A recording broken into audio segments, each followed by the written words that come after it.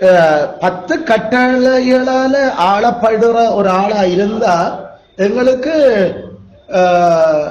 நாம அவர் இந்த நேரம் 10 கற்பனையால் ஆளப்பட்டா நாம சொல்ல தெரிஞ்சு கொள்ளப்பட்ட ஆளுடைய குண இயல்பு தானே. சில வழியில கொஞ்ச காலத்துப்புறம் அதுல வழி விலகி போகலாம். அப்படி வழி விலகி போனாக்கள் திரும்பவும் ஆண்டர் கொண்டும் வரலாம். கொஞ்ச காலம் அதிலே உழையலாமண்டு எங்களோட பிதாக்கள் எழுதி பைபிள் அப்படியான ஆக்களை நாம் அடையாளம் காணுறோம். அதாவது தாவீது ஏறக்குறைய ஒரு வருஷத்துக்கு மேல அந்த குறிப்பிட்ட பாவத்துல கிடந்து உணர்ந்து கொண்டிருந்த அப்ப அவருக்கு தெரியும் அது பாவம் என்று ஆனா மனந்திருமை இல்லை. அப்ப நாம சில வேளையில தெரிஞ்சு கொள்ளப்பட்டாக்கள் அப்படியே பின்மாற்றமா அப்படியே அடிபட்டு போகலாம். ஆனாலும் நாமள என்ன போயிட்டு நம் ஜபம் பண்ணுவோம், கடவுளை இறக்கமா இருக்கணும். அது சில வேளையில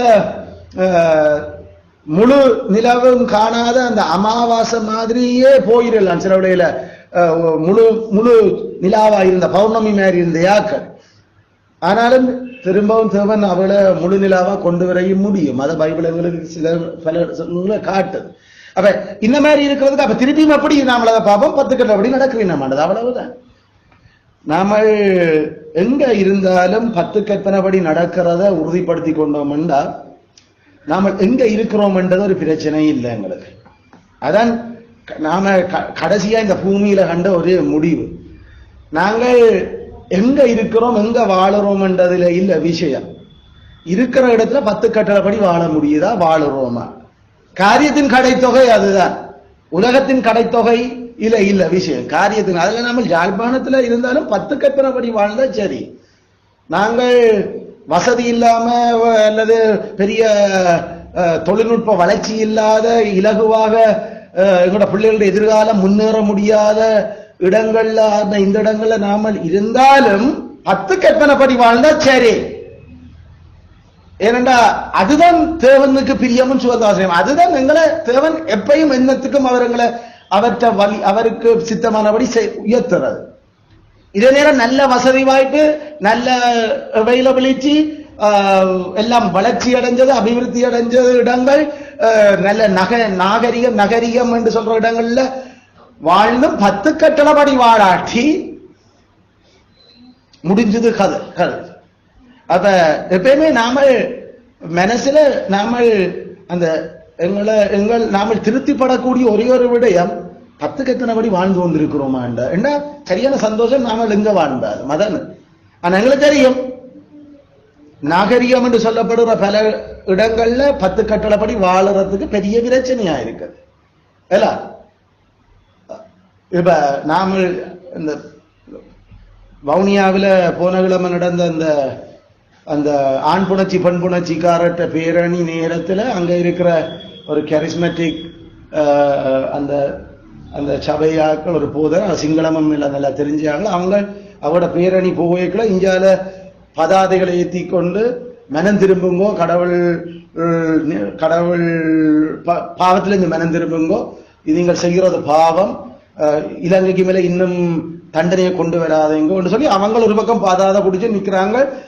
ஒரு ஆள் ஒரு போதர் கத்த இது பாவம், சிங்களத்துல அடுத்தது போகுது பாப்பேன் எல்லாம். அப்ப அவங்களும் அப்படி இதாண்டி கொண்டு இருக்கிறேன்னா போலீஸ் நிற்குது. இது நீங்க போலீஸ் வந்து இவரை தான் செக் பண்ணுது, அவங்கள செக் பண்ண இதை இவங்கள தான் ஐடியதான் இதைத்தான் நீ எங்க என்று. அப்ப அவங்க தள்ளி நின்று தான் அங்க போய் கலகம் விளைவிக்கல. ஆனா நேரம் கூப்பிடுறாங்க. அப்ப அதுல போய் கொண்டு வந்தது அரோகராண்டு ஒரு கத்துது அந்த ஓடிக்கொண்டு வந்தது. அப்ப இதெல்லாம் நடக்குது. ஆனா இவ தள்ளி நின்று இவங்களும் அப்ப ஆனா யோசிச்சு பார்த்தா அமெரிக்காவில் இது சட்டம், அமெரிக்காவில் இங்கிலாந்துல இது லோ. அதனால இன்றைக்கு நாம இப்படி பதாத பிடிச்சு கொண்டு நின்ற மாதிரி அங்க நிக்க இயலாது. நின்று இருந்தா தூக்கி உடனே அரெஸ்ட் பண்ணிருப்பாங்க. ஏன்னா அங்க சட்டத்தாலே அது சரி என்று சொல்லி முடிவு பண்ணி இருக்கிறாங்க. அமெரிக்கா, ஆஸ்திரேலியா, நாம நினைக்கிற சிங்கப்பூர் எல்லாம். ஆனா நமக்கு இங்க இதை கேட்டு அவங்க பவனி வராங்களாம் உடனே நமக்கு எதிர்ப்பு தெரிவிக்கிறோம். நமக்கு இந்த நாட்டுல எதிர்ப்பு தெரிவிக்கிறதுக்காவது கடவுள் வச்சிருக்கிறேன். ஆனா அங்க எதிர்ப்பு தெரிவிச்சிருந்தா அவ்வளவு பேர் முன்னுக்கு அதுக்கான தண்டனை தீர்ப்பு நமக்கு இருந்திருக்கு. அதனால எந்த இங்க இருக்கிறது பெஸ்டா, அங்க இருக்க போறோம் பெஸ்டா. ஏன்னா அங்க ஒருத்தரும் எதிர்ப்பும் தெரிவிக்கிறாது. போற வாரது நம்ம பிள்ளைகளும் பார்த்து ஏனப்பா அப்படி இல்ல பிறகு அதுகள் அப்படிப்பட்ட ஆட்களோட பழக இது தெரியாது என்ன நடக்குதுன்னு இங்கேயாவது நாம சொல்லலாம். இப்படிப்பட்ட ஆட்கள் விட இது விட இது விட அதை விட தேராத உள்ள அங்க ஒன்னும் கதை கேளாது அல்ல. அந்த அங்க அந்த பேக்கரி நடத்தி கொண்டிருந்த ஒரு கிறிஸ்தவ அந்த அந்த மனுஷன்கிட்ட போய் 2 ஆம்பளைகள் எங்களோட கல்யாணத்துக்கு கேக் செய்து தரணும்னு கேட்டார். அவர் சொன்னார் யாருக்கு கல்யாணம், நாங்கள் 2 பேரும். அதனால் இது இப்படி கல்யாணத்துக்கெல்லாம் நான் கேக் செய்ய மாட்டேன். கடைசியில கம்ப்ளைண்ட் அவங்க போலீஸ்ல லாட்ஜ் பண்ணி கிரிமினல் குற்றமாக்கி அந்த ஆளை கொண்டு போய் 3 வருஷம் ஜெயில போட்டாங்க. ஒரு கேக் செய்து கொடுக்காது. அப்ப அங்க பட்டு பயங்கரமான பிரச்சனை வாழறது நாங்கள். ஆனா இங்க கத்திரி சோதரன் நமக்கு அந்த பிரச்சனைகள் இல்ல. தேவன் எங்களை ஆனா பெருசா அவ்வளவு மாதிரி எங்களுக்கு வளர்ச்சி அளிதல் இல்லத்தான். ஆனா 10 கட்டளப்படி வாழ்றதுக்கான சூழல் இங்க எங்களுக்கு இல்ல. அப்ப சரியான அப்ப அதான் அதுகளை யோசிக்கல. நாம எந்த உலகத்துல எந்த இடத்துல வாழ்றோம்ன்றதுல விஷயம் 10 கட்டளப்படி வாழக்கூடிய இடமா இருக்குதான்னு தான் கேள்வி. இல்லாட்டி 10 கட்டளப்படி வாழக்கூடிய எல்லாத்திலையும் கூட்டி கழிச்சு எங்க ஆக கூட வாழலாம். 10 கட்டளப்படின்றதுல வாழறது இடத்தை சூஸ் பண்ணணுமே தவிர அந்த நாம கவனமாக இருக்கணும். சோ மனுஷன் இதயத்துல 10 கட்டளை எழுதப்பட்டிருக்குது. ஆனாலும் ஆக்கள் தேவனை அறிஞ்சும் ஸ்தோத்தரிக்க விருப்பம் இல்லை. அத நாமள இவ 3வது பேரா இவ மனுஷன்ல இருந்து எங்க இறங்குது, மனுஷன் ஏன் கடைசியில அந்த ஆண்டவருடைய படைப்பு ஆண்டவருடைய படைப்புகள் எப்படி குழம்பி போனது, அதுக்கு யாரு காரணம் என்றத எங்களுக்கு 3வது பெறாவில் காட்ட தொடங்குறேன். ஏண்டா ஆண்டவருடைய பிளானில இந்த படைப்பு குழம்புறதும் இருக்குது. அப்ப அதுவும் எங்களுடைய முற்பிதாக்கள் அதை கொண்டு வரணும் இல்ல. அதனால படைப்பின் குழப்பம் 3வது பேர் இருக்கிறார். படைப்பின் குழப்பம்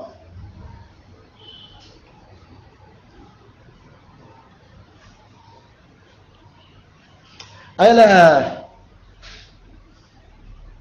படைப்பின் குழப்பம் எது? கட்டளைக்கு கீழ்ப்படியாமை.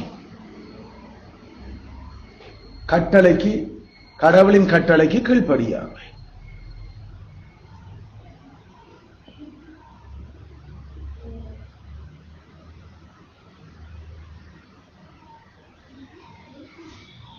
படைப்பின் கட்டளைக்கு கீழ்ப்படியாமை.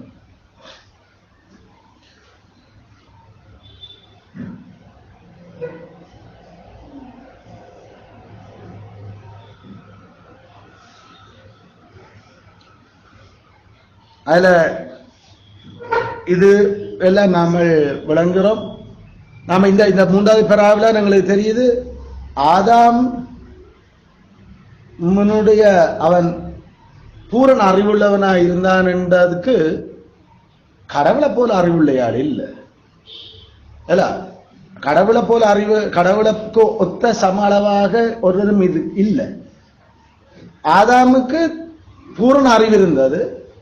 ஆனா அது நேரம் ஏன் அந்த பழத்தின் மரத்தினுடைய கனியை சாப்பிடக்கூடாது என்ற அந்த விஷயம் அவருக்கு விளங்க இல்லை. அவருக்கு விளங்க இல்லை. விளங்கி இருந்தா அவர் சாப்பிட்டு இருக்க மாட்டார். ஏன் விளங்க இல்லை? ஏன்னா அவர் மனுஷன்.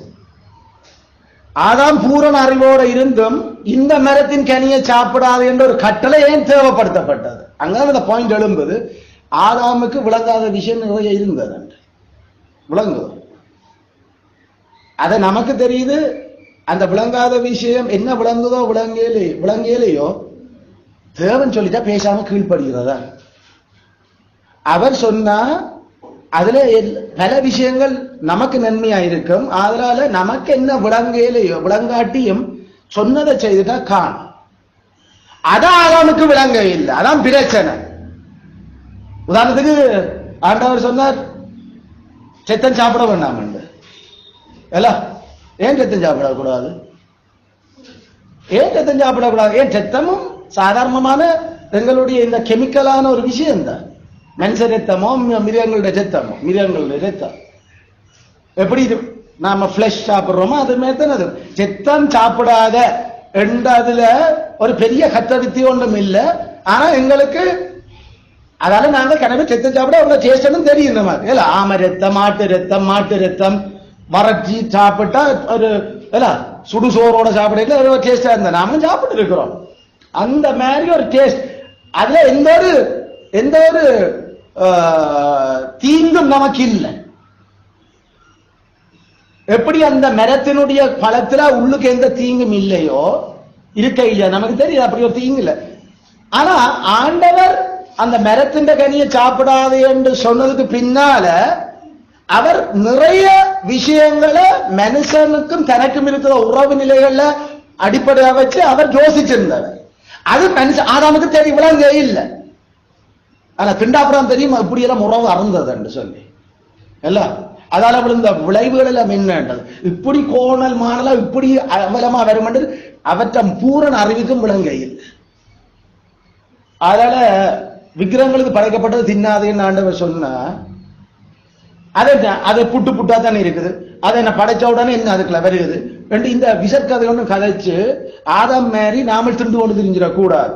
எங்களுக்கு தெரிய கனவே போதகரமா ரிஃபார்ம்ல இருக்கிற சில பேரும் கூட அது பிரச்சனை இல்லை, அது அதை ஒன்றாய் மாறவே இல்லை என்று எங்களுக்கு தெரியும். பலம் ஒன்று மாறவே இல்லை தான். ஆனா கடவுளோட இந்த உறவு மாறிச்சது. எங்களுக்கு தெரியும் படைச்ச உடனே அதுக்குள்ள ஏதோ கெமிக்கலா ஒரு மாற்றம் அல்லது எங்களுக்கு தீங்கு செய்யத்தக்க ஒரு விஷமேற மாதிரி ஒன்று மாற போறது இல்லை.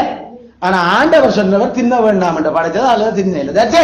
இதுக்கு மிஞ்சி எங்களுக்கு ஒன்றும் ஏன் என்னத்துக்கு தேவையும் இல்லை.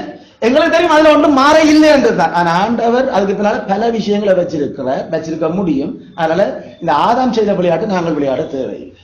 அப்படித்தான் நாங்கள் இதுகளை பார்க்கிறோம், விளங்குகிறோம். அப்ப தேவன் பூரணமான அறிவுள்ள மனுஷனுக்கே ஒரு கட்டளைய வேணும் என்று கொடுத்தவர். நாங்கள் சொன்னோம் வேணும் என்று கொடுத்த கட்டளை என்று எல்லாம் வேணும் என்று கொடுத்த ஒரு கட்டளை. அதே மாதிரி செத்தம் சாப்பிடாது என்றதும் வேணும் என்ற ஒரு கட்டளையாக கூட இருக்கலாம். சரியா? எங்களுக்கு நமக்கு தெரிஞ்ச வேதபூர்வமான அந்த கெமிக்கல் அந்த சாப்பாட்டு விஷயங்களையும் அது ஒரு பெரிய விஷயம் எங்களுக்கு பாதகமானது ஒன்றும் இல்லை அதுல. ஆனா தேவன் சொன்ன சாப்பிட வேண்டாம். ஆண்டவருக்கு பிறகு அதை ஒரு அடையாளமா வச்சு அவர் கதைக்க தொடங்க அது செத்தமே உயிரன். அது எங்களுக்கு பிற தெரியுது. இப்ப பல விஷயங்கள் தெரியுது. அப்படின்றா அந்த செத்தம் இருந்தா தான் அதுக்கு உயிர் இருக்கிறாங்க. உயிர் செத்தம் இல்லாதவனுக்கும் உயிர் இல்லையா? அப்ப அது நாம சொல்றோம் சயின்டிபிக்கலி எங்களுக்கு சில விஷயங்களை வேறுபடுத்த தெரியுது. அப்ப ஆதாம் முந்தி படைச்ச காலத்துல எறும்ப உலக்கி இருப்பாரோ உலக்கி இருக்கலாம். ஏண்டா அப்ப எறும்பு அழிஞ்சு போயிருக்குமோ எறும்பு அறிஞ்சு போயிருக்கலாம். அப்படி என்ன எறும்பு சாகையில இல்ல எறும்பு சாகையில ஏன் எறும்புக்கு ரத்தம் இல்ல. அப்ப படைச்சு அவர் நல்ல நிலையில வாழைக்குள்ள மரங்கள்ல இருந்து உதிர்ந்து விளையிலையோ இல்ல உதிர்ந்து விழுந்து இருக்கலாம். அப்படி என்ன அது மரம் அப்ப சாகையிலையோ மரம் சொற்களும் சாகையில மரத்துக்கு ரத்தம் இல்லை. அதனால அந்த அந்த பல விஷயங்கள் எங்களுக்கு அறிவுகள் வேற வேறதான் தெரியுது. ஏன் தேவன் அதுகளை இதுக்கு பின்னால எத்தனை விஷயங்கள் அவர் வச்சு தன்னை ஞானத்துல அதை அவர் சொல்லிடுற நமக்கு அப்ப விளங்காட்டியும் விளங்கியல இவ்வளவுதான் சொல்லி இவ்வளத்தை செய்துட்டு போவோம். மற்றபடி நம்மட புத்திக்கு விளங்கணும் என்ற பகுத்தறிவுக்கு விளங்கணும் என்று நினைச்சு வெளிக்கிட்டியோ கடைசியில பைத்தியமா உடுப்பு இல்லாம நிற்போம் நாம் ஆதாமுகள் மேல். அதனால தயவு செய்து தேவன் சொன்னதை மட்டும் நாமல் செய்ய பழகுவோம். அதான் இந்த மூன்றாவது பேரா சொல்லுது. அதால நம்ம குடும்பத்துக்கு நமக்கு நல்லதை ஏற்படுத்தும். அவர் சொன்னதை மட்டும் செய்துட்டோம்டா. தேவையில்லாம யோசிக்கிறன் கடவுளேன் அப்படி சொல்லி இருக்க வேணும் என்று தேவனுக்கு எதிராக போய் சரி அவர் பிரச்சனை இல்லைன்னு நாம யோசிச்சிரோம்டா பிரச்சனையா போச்சு, பிரச்சனையா இல்ல. அதனால எவ்வளவு அறிவுள்ளியாக்கள் இருந்தாலும் தேவன் வேணுமென்று சில வழியில சில விஷயங்களை வேதத்துல எங்களுக்கு சொல்லிடலாம். சத்தம் போடாம நாம கேட்டுக்கொண்டு போக வேண்டியதான். அதை விட்டு போட்டு பெரிய தேவன மிஞ்சின ஞானிகள் மாதிரி வெளிக்கிட்டுடக்கூடாது. மிஞ்சின ஞானி மாதிரி வெளிக்கிட்டுச்சுன்னா சந்தோஷமும் ஐக்கியமும் அறந்துச்சு. அதான் அந்த பாயிண்ட். தேவனோடு இருக்கிற சந்தோஷமும் அவரோட கொண்டிருந்த ஐக்கியம் எல்லாம் உடைஞ்சு போச்சு. அதோட பிரச்சனை இல்ல.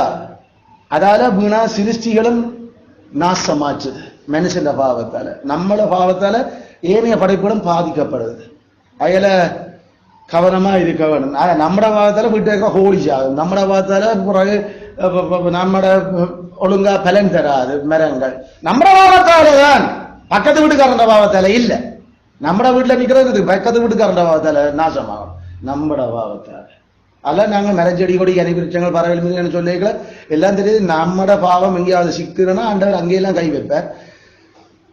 அதனாலதான் எல்லாத்துக்கும் ஒப்பு கொடுத்து கண்டவரே கவனமா எங்களை நடத்த நாங்கள் நடக்க விரும்புகிறோம். பாவம் சரியான ஒரு கேடுகட்ட ஒரு விஷயம்.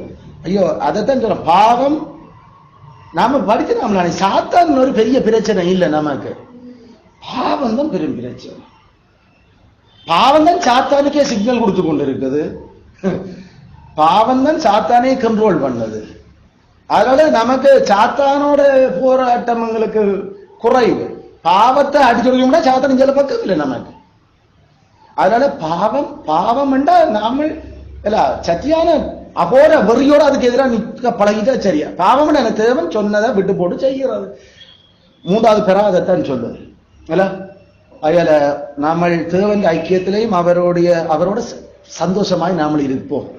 கர்த்தர் தொடர்ந்தும் அந்த புதுவானம் புது பூமியில நாம் கூட இல்ல அந்த தேவன் ஆட்சியில நாம் தொடர்ந்து அவற்ற சாட்சிகளா அங்கேயும் நாமல் வாழ்றதுக்கு ஆண்டவர் எங்களை பார்க்கட்டும் இல்ல. அங்கேயும் அந்த ஓனாய் ஆட்டுக்குட்டியோட மேயும் இல்ல. ஏற்கனவே ஆதாம் படைப்புக்குள்ள அப்படிதான் மேய்ஞ்சது. ஏன்னா எல்லாம் புல்லுத்தனை சாப்பிட்டு கொண்டிருந்தது. சிங்கமும் கரடியும் பாடும் தள்ளி தள்ளி நின்று புல்லு சாப்பிட்டு கொண்டு இருக்குது. இலை கூட சாப்பிடுது, பழம் சாப்பிடுது. ஏன்னா பாவம் இல்லாத நேரத்தில் எல்லாமே மிரக்கறி தானே. அப்ப இதைதான் ஏசாயா திருப்பி சொல்லுற இல்ல. அங்க ரெண்டு மேயும் இது செய்யும் அது இதன்னும் எல்லாம் அந்த 6ஆம் நாள் படைப்பினுடைய முதல் வேலையைத்தான் அது கதைக்குது. அப்ப திருப்பி ஆண்டவர் எப்படி ஏதேன்ல பாவம் பெறதுக்கு முன்னுக்கு உலகத்தை படைச்சிருந்தாரோ அப்படியான ஒரு உலகம் திருப்பி வர இருக்குதுன்றதான் ஏசாயா 11வது அதிகாரம் சொல்லுது. அது கிறிஸ்துவால மட்டும்தான் முடியும் என்றதை ஈசாயின் பேரின் அடிமரத்திலிருந்து தோன்றினவர் அதை அப்படி செய்வார் என்றது. அவரன் முதலும் அப்படி செய்தவர் படைக்கைகளை திருப்பியும் அடுத்த 2வது உலகத்தையும் அப்படித்தான் அவர் செய்ய போறார் என்றதுக்கு அவர் அதை காட்டுறார். ஏசாயா 11 1ஆம் 2ஆம் 3ஆம் வசனத்துல அது வருது. அயால பாலுடிப்புள்ள அந்த வைப்பர்ஸ் அந்த விரியன்ற பொத்துக்களை புற்றுல கை வச்சு அது அதோட விளையாடுது இல்ல. அது உண்மை. அப்படித்தான் படைப்பு எல்லாம் நல்லதா இருந்த ஆண்டவர் அறிவிச்சு பிறகு ஆதாம் தேவன் கட்டளை கீழ்ப்படிஞ்சு வாழும் வரைக்கும் அப்படித்தான் இருந்தது. அப்படித்தான் இருந்தது. அதை நாம புதிய பூமியில சந்திப்போம், பார்ப்போம். அதே மாதிரி சிங்கம் உரிமையில பாண்டு அது மாட்டுக்கு பக்கத்துல அது போய் ஹாய் என்று சொல்லி அதுவும் புள்ளி சாப்பிட்டு கொண்டு நிக்க போகுது. So we will see the restored creation. கரடி பக்கத்துல கருப்பு கலரா இருக்கிற கரடி அது நின்று மற்ற இதுகளோட அதுவும் மேயுது. ஆமா, அழிஞ்சு போன எக்ஸ்டிங்டான மிருகங்களை பார்ப்போம். டைனோசர்கள் அது சௌரபாட்டா இதுகளெல்லாம் ஆண்டவர் அது அவற்ற வழியின் முதன்மையானது. அது அதாவது ஆண்டவர் 6ஆம் நாள் படைச்சதுகள்ல ஃபர்ஸ்டாயும் நல்ல திறமாயும் படைச்சது நாம சொல்லக்கூடிய இந்த பெஹிமோத் அதனுடைய வீரிய மிடுப்பிலையும் ஆண் மக்களோட விளையாட விடுவியோ பெண் பிள்ளைகளோட விளையாட விடுவியோ எல்லாம் ஆண்டு இப்ப கேட்டது. முந்தி அதெல்லாம் விளையாடுறதுக்கு தான் ரெடியா படைச்சவர் கடைசியில எல்லாத்தையும் நாசமாக்கி போட்டாங்க. அது சமுத்திரத்தை குடிச்சு போட்டு இருக்கிற அளவுக்கு பெரும் இதுகளா எல்லாம் இருந்தது. புதியவானும் புதிய பூமியில அதுகளை நாம திருப்பி ஆண்டர் வாக்கு பண்ணுற அதுகளை திருப்பி தான் அப்படித்தான் ஆக்குவேன். ஆனா இறைச்சி சாப்பிடல, அது கவலைப்படக்கூடாது. இறைச்சி சாப்பிடல. சில பேர் இறைச்சி சாப்பிட பரம்பர மாட்டேன்ற யோசனையில் இருக்கிறேன். இறைச்சி சாப்பிட வரலும் போறதுக்கு வடிவ சாப்பிட்டு போவோம் இறைச்சி. அப்படி ஒரு இதா வந்தது கடைசியில். அந்த மாட்டு இறைச்சியும் அந்த இறைச்சியும் அவத்தார டேஸ்ட் அங்க போய் அந்த பந்தியை பார்த்தா தான் தெரியும் எப்படி இருக்கும் அதனால இங்க மரக்கறியே சாப்பிட கொஞ்ச நாள் கொடுக்க வேண்டியா போச்சு சில பேர் அந்த அளவுக்கு போயிட்டியோ வரலோ இறைச்சி. ஆல்ரைட். சோ 6ஆம் நாள் படைப்புல இதுகளை எல்லாம் நல்ல தேவன் தான் படைப்பு தேவன் சூப்பர். கேத்தராமே தொடங்கும் இந்த சத்தியங்களை நாங்கள் விளங்க இதுல இருந்து பல சத்தியங்களை கிளை சத்தியங்கள் உள்ளுக்கு இருக்கிற அந்த பல அடிவா